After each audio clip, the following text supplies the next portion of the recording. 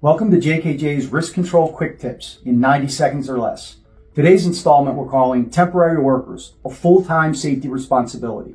Mike, give us your quick take on the considerations that must be taken when hiring a temporary workforce. Thanks, Andy. Temporary workers play a vital role in organizations that experience business ebbs and flows. They are an extension of the workforce that lacks the experience of the full-time employees, which can negatively impact safety.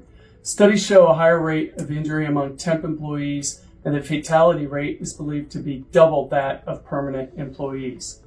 Case in point, a 26-year-old temp worker was fatally injured in an adhesive plant when they became entangled in a mixer shaft. A 20-year-old temp employee was crushed beneath a palletizer in a bottling plant on his first day on the job.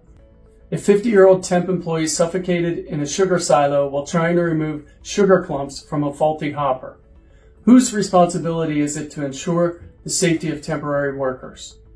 While it can get rather complicated, the staffing agency and the host employer ultimately share joint responsibility. To simplify matters, the joint responsibility should be thought of in three categories. 1. The contract. Before a contract is written up, the two parties must conduct a task assessment and a joint risk assessment.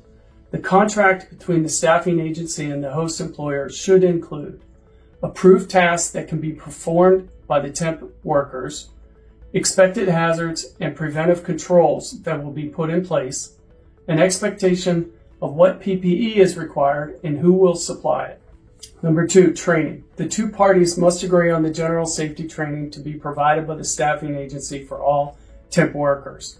The host employer must detail the on-site safety training that will be provided to address the specific safety hazards of the workplace.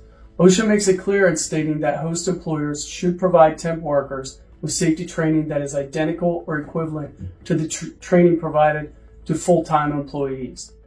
3. Reporting and recording of temp worker injuries. The staffing agency should set expectations regarding the reporting of workplace injuries.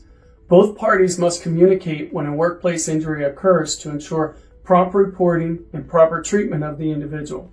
If the injury is OSHA recordable, it is the host employer's responsibility to place the incident on the OSHA 300 log, as they assume supervision of the temp worker. Temporary workers are truly a full-time safety responsibility. Thanks, Mike. Good advice as to how the staffing agency and host employer can work together to share joint responsibility for the safety of temporary workers. We look forward to seeing you again for another JKJ Risk Control Quick Tip in 90 seconds or less.